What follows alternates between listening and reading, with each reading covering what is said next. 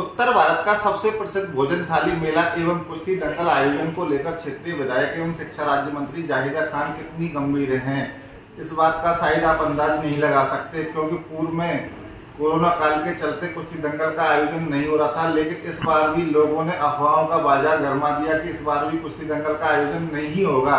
लेकिन क्षेत्रीय विधायक जाहिदा खान ने जैसे ही समय नजदीक आया और समय नजदीक आते ही अपनी तैयारियां शुरू कर दी और इस बार सर्वाधिक बजट भी नगरपालिका मंडल में 50 लाख रुपए का पास किया गया है और दंगल की तैयारियां धूमधाम से चल रही हैं। 29 अगस्त को भोजन थाली मेला एवं कुश्ती दंगल का गणेश पूजन के साथ आगाज होगा। हम जानते हैं पीसीसी सदस्य और पूर्व प्रधान जलीस खान से कि किस तरीके से भोजन थाली मेला एवं कुश्ती दंगल को लेकर तैयारियां चल रही हैं।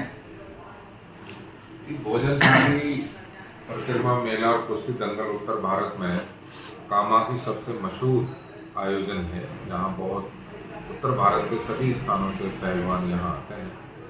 इस मेले में बीच बीच में कोरोना की वजह से ये डिसकंटिन्यू हुआ, पिछले 2 साल नहीं हो पाया।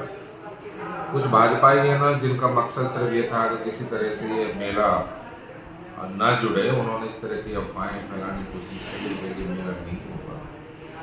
जैसे ही मेले की तारीख नज़दीक आई, नगर पालिका ने अपना जो प्रॉपर तरीके से जो अपना परमिशन के लिए जो लेटर उन्होंने कलेक्टर साहब को लिखा और कलेक्टर साहब ने बहुत ही संजीदगी से उनसे कहा कि आप मेला आयोजित कीजिए, हम पूरे सहयोग करेंगे आपके साथ और जो भी व्यवस्थाएं होंगी हम उनको पूरा करेंगे। नगर पालिका ने 2 दिन के लिए मेले आयोजन की उनसे दंगल की परमिशन मांगी थी, 29 और 30 तारीख की। तो उस वक्त कलेक्टर साहब ने ये कहा था कि मुझे तो कोई दिक्कत नहीं है, लेकिन हम शायद 1 दिन का ही मेल दंगल करवा पाएंगे, क्योंकि इसमें काफ़ी पुलिस फोर्स की हमें ज़रूरत पड़ती है। और उसमें सभी मेंबरों और चेयरमैन साहिबान और सबने उसमें सहमति दी थी कलेक्टर साहब को कि ठीक है, आप 1 दिन का मेले दंगल का आयोजन करवा दीजिए।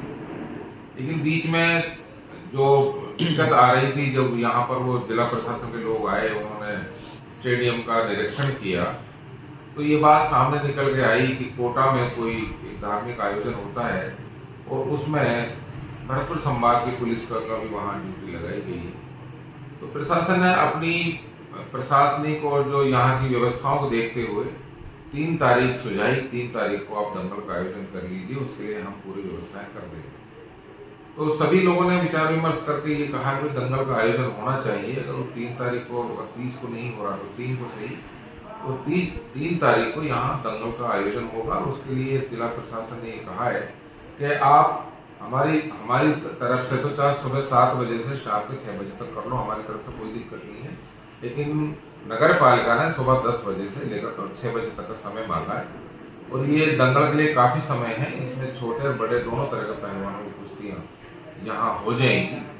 और मंत्री जी ने इस दफ़ा बजट को भी काफ़ी बढ़ा के किया है और हम समझते हैं कि जितने मेले के आयोजन अब तक हुए, दंगल का आयोजन अब तक हुए, उन सब में सबसे बेहतर इनामों का कुश्तियाँ इस दफ़ा देखने को मिलेंगी। और मैं तो कहना नहीं चाहता, कुछ लोग ऐसे होते हैं जिनका काम सिर्फ और सिर्फ ऐसे हालात पैदा करना होता है कि कुछ न कुछ अफवाहें फैलें, वो अफवाहें फैलाते रहें। इससे कोई ना विचलित हो रहा है, ना उनको कोई गंभीरता से ले रहा है। सारे काम जिस तरह से शेड्यूल है उसके मुताबिक होंगे। 29 तारीख से मेला शुरू होगा, सारे सांस्कृतिक कार्यक्रम शुरू होंगे और 3 तारीख को आखिरी दिन कुश्ती दंगल का आयोजन होगा। कुश्ती दंगल में इस बार सबसे आकर्षण केंद्र है 1,51,000 रुपये गुर्ज की कुश्ती पर पुरस्कार रखा हुआ है। गुर्ज की कुश्ती में पहले यहाँ कुछ कम इनाम के रखी गई थी, तो जो बड़े पहलवान हैं वो थोड़े संकोच में रहते थे। तो जब ये फीडबैक मंडल के पास आया आम लोगों की तरफ से, तो मंत्री जी से कहा गया कि साहब इस कुश्ती दंगल का जरा बढ़वाइए बजट। तो उन्होंने कहा कोई दिक्कत नहीं है, आप 1,51,000 की गुर्ज की कुश्ती कराइए और उसके नीचे 5,000 से लेकर के 1 लाख के बीच में जितनी भी संभव हो उतनी कुश्तियाँ कराइए। तो बजट की कोई दिक्कत नहीं है, जिस तरह के पहलवान आएंगे उसके मुताबिक उनको कुश्तियाँ कराई जाएंगी। कुश्ती दंगल आयोजन में एक चीज़ सबसे और देखने को आई है, पक्ष और विपक्ष दोनों पार्टियों के लोग मिलजुल कर इसमें सहयोग कर रहे हैं और मंत्री जी ने विपक्ष के लोगों को भी इसमें महत्वपूर्ण योगदान दिया। मंत्री जी ने एक टैगलाइन दी थी कि ये मेला कामा बस्ती का है हमने इस मेले को न सिर्फ कामा बस्ती तक सीमित रखा है, हमने इस मेले को क्षेत्रीय मेला बनाया है। न सिर्फ कामा बस्ती के चुने हुए पार्षदों को हमने शामिल किया है, यहाँ के जो गणमान्य लोग हैं जो इस मेले से जुड़े रहे हैं या जो परिवार इस मेले से जुड़े रहे हैं, हमने कोशिश की है कि कुछ उनको लिया जाए और कुछ नए लोगों को उसमें शामिल किया जाए।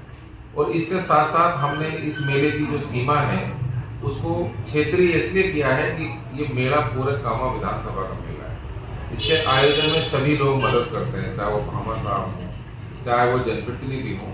तो हमने कोशिश करी है कि इस मेले को हम मिलजुल के एक क्षेत्रीय मेला बनाएं और उसमें सब लोग सहयोग भी कर रहे हैं और हम सब लोगों को इनवाइट भी कर रहे हैं। मैं नहीं समझता कि इसमें कोई बीजेपी कांग्रेस की बात है। हमने तो जो पार्षद बीजेपी के हैं, जो पूर्व चेयरमैन बीजेपी के रहे हैं, उनसे बुला के भी चर्चा करिए।